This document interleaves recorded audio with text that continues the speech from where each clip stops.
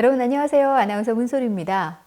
그동안 우리가 기후위기라고 하면 북극의 빙하가 녹아서 북극곰이 살 곳이 없다 이런 정도 막연하게 생각을 했었는데요.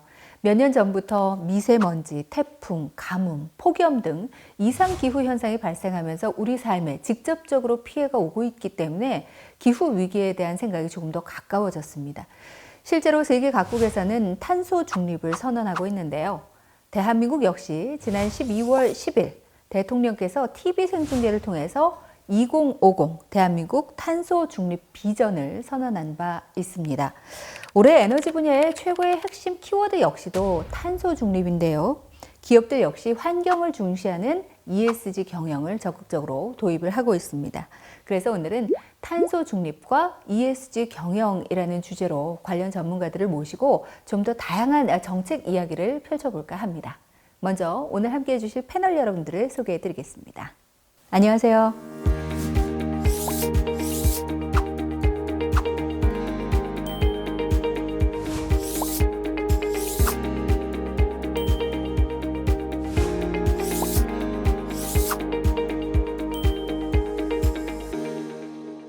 이제 본격적으로 세 분과 얘기를 좀 나눠볼 텐데요. 탄소 중립이 무조건적으로 일단 온실가스를 줄이자 이런 얘기인가? 이 부분에 대해서 좀 먼저 여쭙고 싶어요, 교수님. 탄소의 순 배출량을 0으로 만드는 것을 탄소 중립이라고 합니다. 여기서 탄소의 순 배출량이라 함은 배출량에서 흡수량을 뺀 것을 말하는데요. 지구에는 이제 산림이 있기 때문에 산림에서는 이산화탄소를 흡수를 하게 됩니다. 그리고 뭐 공장이라든지 발전소에서는 이산화탄소를 배출하게 되고요. 그래서 이산화탄소의 전체 배출량에서 산림의 흡수량을 빼게 되면 순 배출량이 나오고 이 순 배출량을 0으로 만드는 것을 탄소 중립이라고 얘기하고 있습니다. 그렇군요. 네. 실제로 최근에 이제 빌 게이츠가 기후 재앙을 피하는 법. 이 책을 냈잖아요. 이 책에 보면 사실 그 온실가스 양이 매년 510억 톤이라고 하는데 이걸 얼마나 나무를 심고 노력을 해야 이걸 다 중간 0으로 만들 수 있을지 그게 가능한지 좀 궁금하거든요. 금방 510톤 정도 매년 배출하고 있다고 말씀을 해주셨는데요. 우리나라는 2017년 기준으로 한 7억 톤 정도를 배출을 하고 있습니다. 그래서 뭐 2050년까지 이제 0으로 배출하겠다라고 이제 선언을 한 상태인데요. 2019년 6월에 영국이 드디어 탄소 중립을 선언을 합니다. 그리고 그걸 선언한다 해서 그치는 게 아니라 그걸 법제화까지 합니다. 법으로 아예 못을 박은 거죠. 이제 작년 4월에는 EU에서도 탄소 중립을 선언하면서 우리가 알고 있는 이제 그린딜을 발표를 하게 되고요. 그리고 또 가깝게는 작년 9월에 중국마저도 2060년 탄소 중립을 선언을 합니다. 그리고 나서 바로 10월 초에 또 일본이 탄소 중립을 선언을 하게 됩니다. 미국도 2050년 탄소 중립을 추진하겠다라고 이제 작년에 예고를 했고 실제로 이걸 선언하고 현재 이행을 하고 있는 중입니다. 일부 나라는 이미 2050년 탄소 중립을 법제화를 했고요. 또 일부 나라는 법제화 없이 추진하겠다라고 선언을 한 상태입니다. 그래서 점점 더 법제화하는 나라들이 많아질 것이기 때문에 2050년 탄소 중립은 가지 않을 수 없는 우리가 반드시 가야 할 길이라고 말씀드릴 수 있습니다. 기업 입장에서는 어렵지 않을까? 뭐 탄소 국경세도 나오고 그런 세금 부담이 좀 기업 입장에서는 있지 않을까 이런 생각도 드는데요. 어떻게 보세요?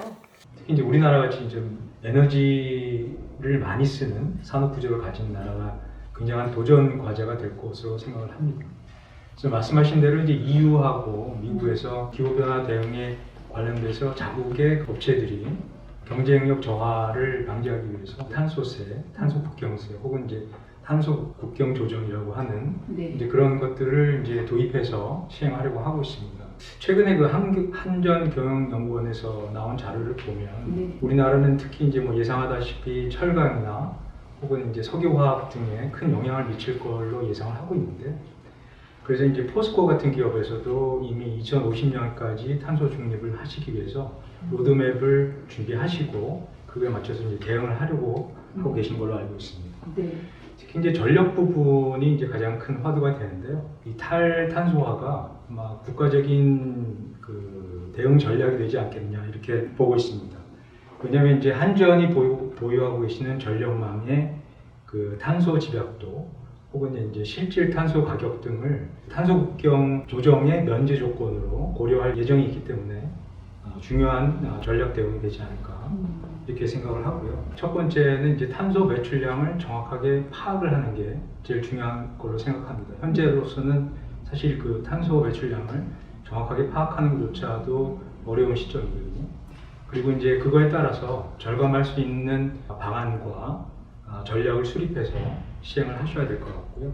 여러 가지 그 전략들 혹은 대응 방안들이 이제 국제적으로도 인정이 돼서 시행될 수 있도록 그렇게 노력을 해주시는 게 좋지 않을까라는 생각이 듭니다. 특히나 우리나라는 제조업도 많고 철강 기업들도 많고 그러다 보니까 아무래도 탄소가 많이 발생하는 그런 기업들이 많잖아요. 어떻게 대응하고 있는지 궁금합니다. 탄소 중립은 우리 기업들에게 진짜 거의 불가능한 것이 아닌가 할 정도로 매우 도전적인 과제입니다. 네. 말씀하신 대로 우리나라는 제조업 비중이 높고 더군다나 에너지를 많이 쓰는 다소비 업종이고 수출 주도형 경제입니다. 그래서 1인당 탄소 배출량이 다른 나라에 비해서 높을 수밖에 없는 그런 구조를 가지고 있고요. 아까도 얘기 나왔지만 우리나라 탄소 배출 총량은 7억 톤입니다. 그 중에서 산업체에서 발생하는 것이 50%가 넘는 55% 정도로 매우 많은 양이고요. 또 산업체가 쓰는 전기, 거기에서만 나오는 양이 전체 탄소 배출의 20%가 넘습니다.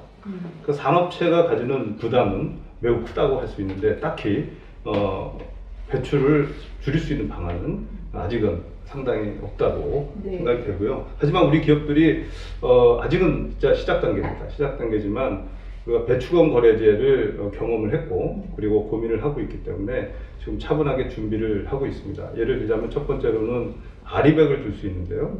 그러니까 모든 쓰는 전기를 리뉴어블 에너지로 전부 충당하겠다는 것이죠. 그래서 작년에 SK그룹에서 최초로 아리백 가입을 선언을 했고 추가적으로 많은 기업들이 지금 지속적으로 또 참여하고 있습니다.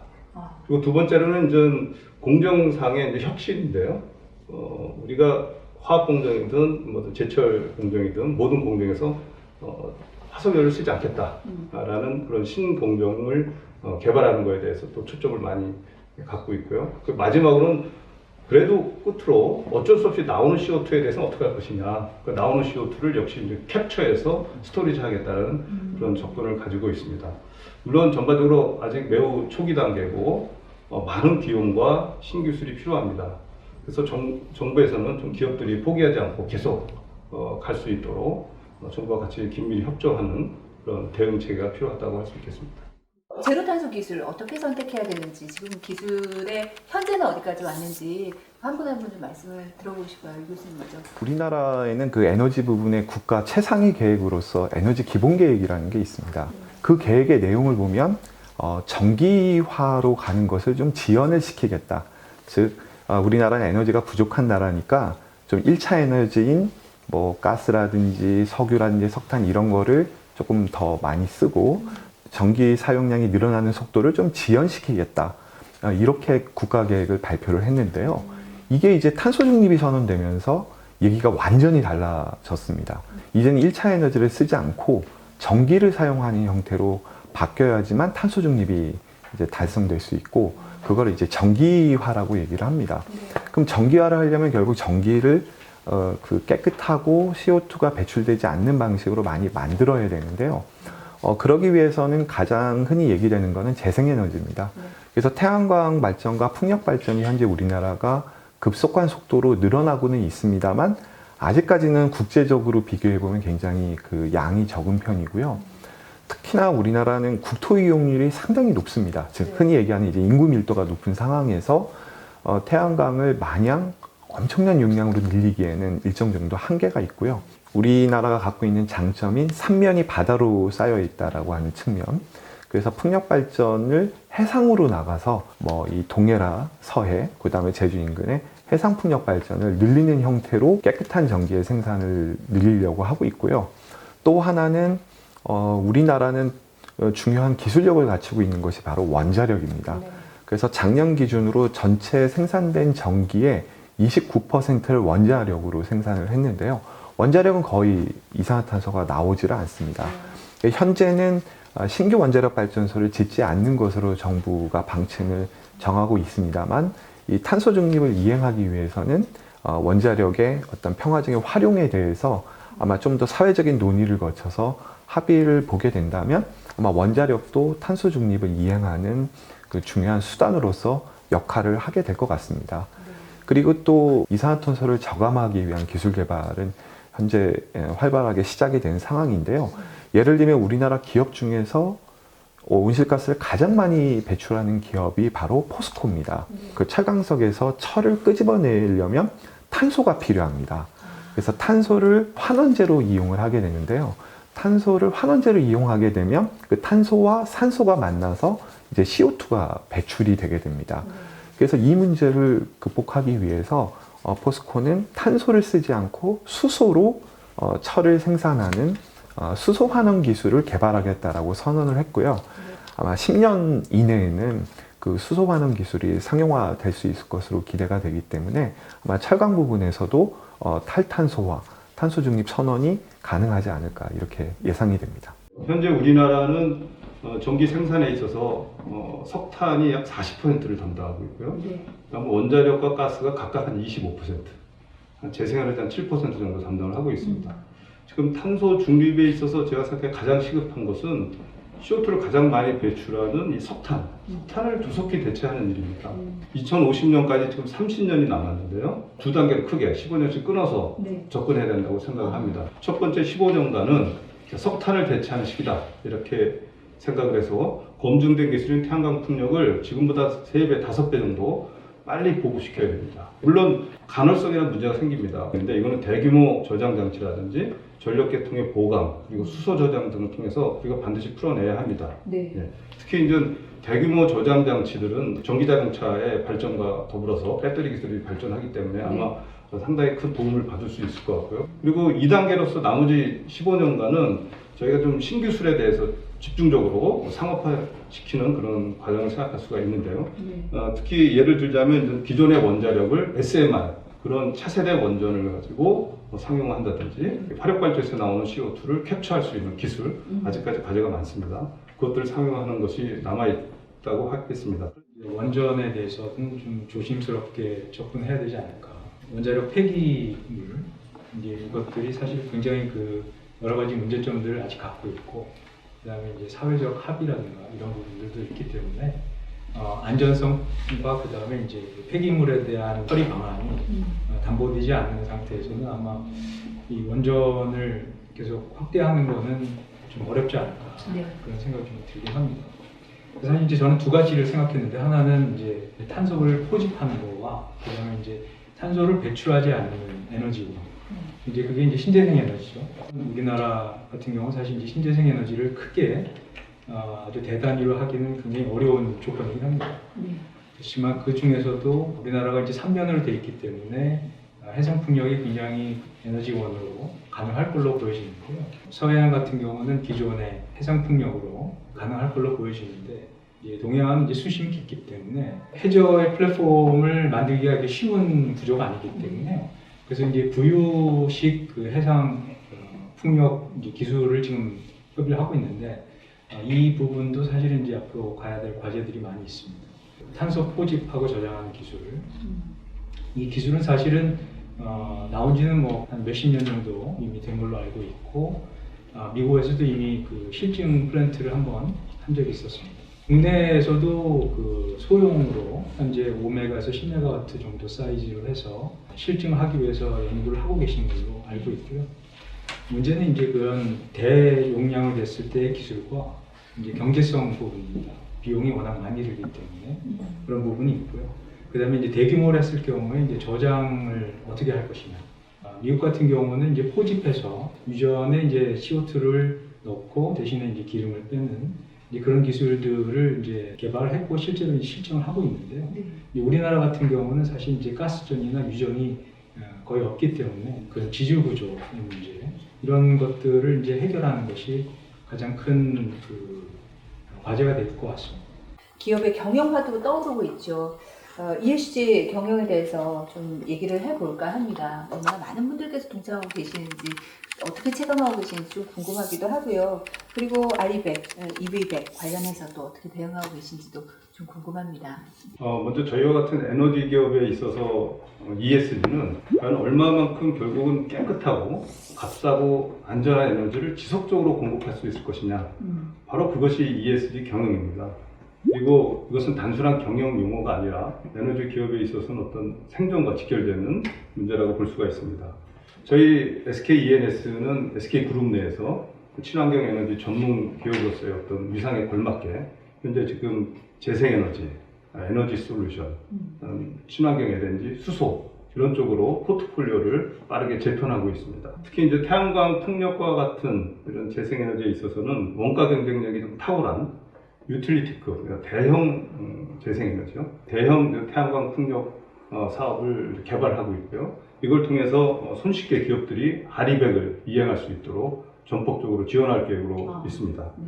그리고 또 현재 저희가 새만금에 200메가와트 그 국내 최대의 수상 태양광을 개발하고 있고, 전남 신안군에서는 900메가와트 전남 해상 풍력을 준비 중에 있습니다. 그래서 한 2025년 되면은 총 7기가와트 정도 되는 상당히 큰 물량의 재생에너지를 확보하고 운영 개발할 계획을 가지고 있습니다.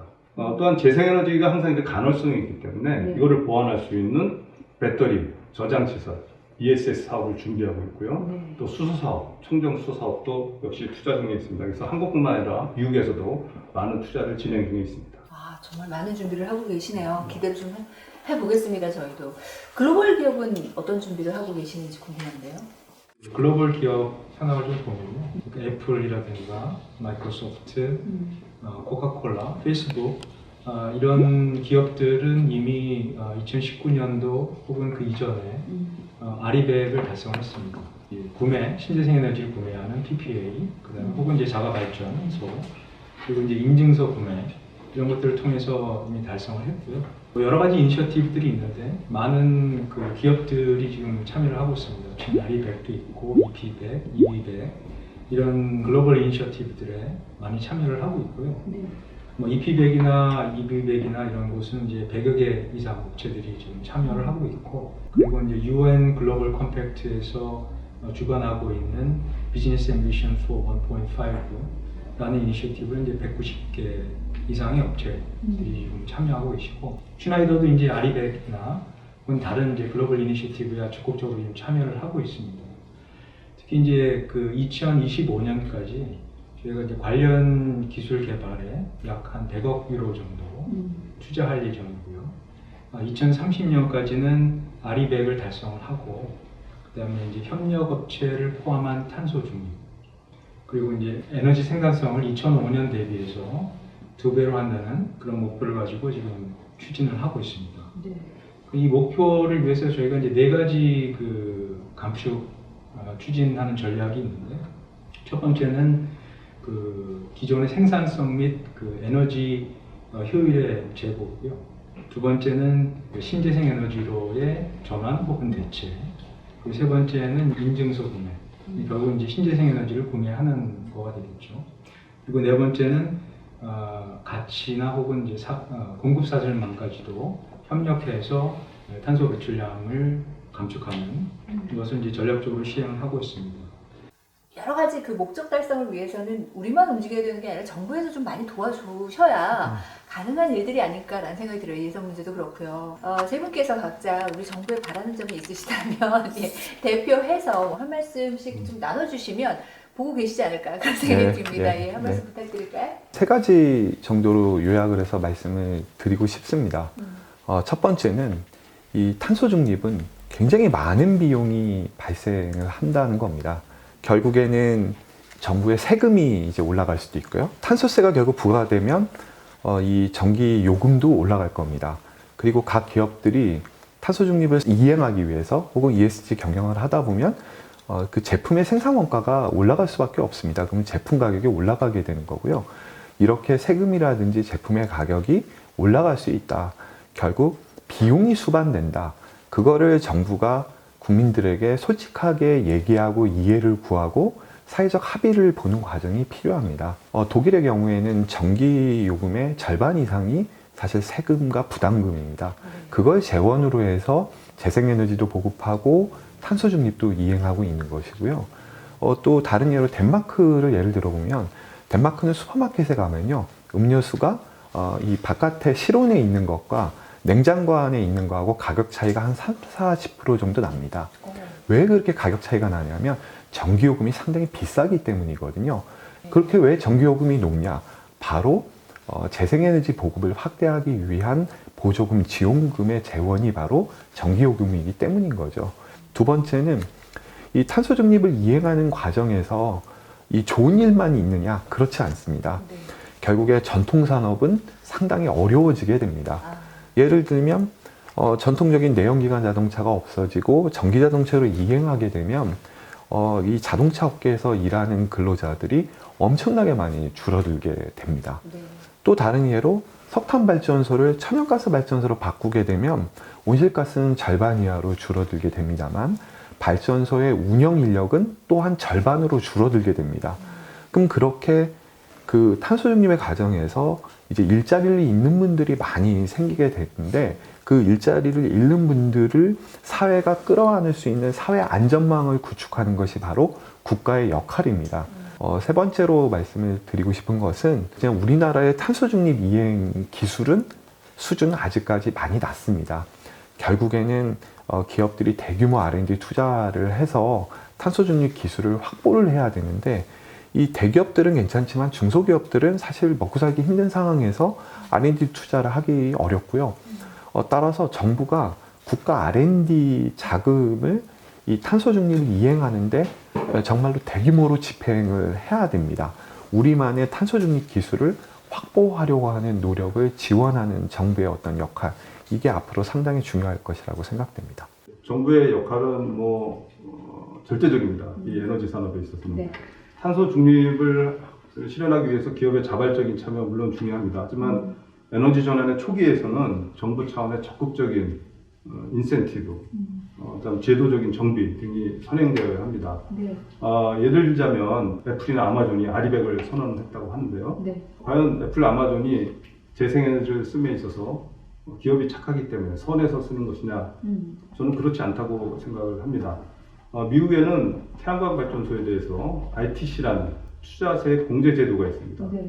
그래서 태양광으로부터 전기를 구입할 때 한 30% 정도는 할인된 가격으로 사는 셈이 됩니다. 우리나라에 비해서.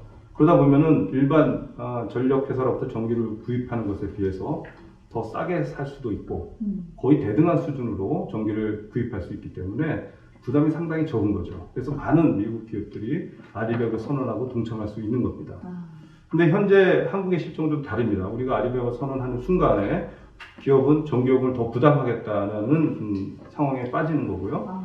우리 기업이 10%, 20% 전기비를 더 낼 수는 있습니다. 하지만 50%, 100% 두 배를 변할 수는 없지 않습니까? 이 상황에 대해서 좀 더 정부가 좀 지원을 해줄 것이 필요합니다. 예를 들자면 재생에너지를 쓸 때는 우리 송배전 요금을 완전히 면제해 준다든지 아니면 재생에너지를 쓰는 전체 기간에 대해서 CO2 배출이 안 되니까 CO2 배출권에 대한 인센티브를 부여한다든지 이런 적극적인 제도 지원이 필요하다고 할 수 있겠습니다. 그 탄소 포집이나 저장에 관한 기술을 정부에서 주도적으로 좀 기술 개발을 지원하거나 아니면 이제 주체적으로 이제 밀고 나가시면 좋겠다는 생각이 좀 들고요. 특히 이제 신재생 에너지에 대한 정책의 지속성이나 일관성이 좀 계속되어졌으면 좋겠다. 너무 큰 변화가 있으면 관련 산업이나 기업들에게 큰 영향을 미치기 때문에 그리고 이제 마지막으로는 국내에서 하고 있는 모든 노력이 글로벌에서도 다른 국가, 아까 말씀드린 EU나 미국에서도 인정받을 수 있도록 그런 노력들이 조금 더 필요하지 않을까 그런 생각을 좀 해봤습니다. 네, 여러분 어떻게 보셨습니까?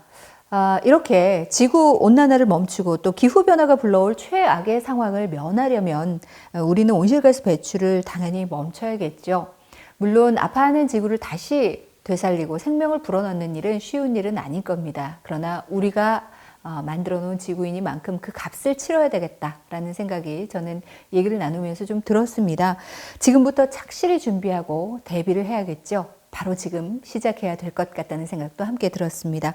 오늘 저담회가 앞으로 지구의 생명을 불어넣는 일에 조금이나마 도움이 됐기를 바라면서 오늘 여기서 마무리 짓겠습니다. 고맙습니다.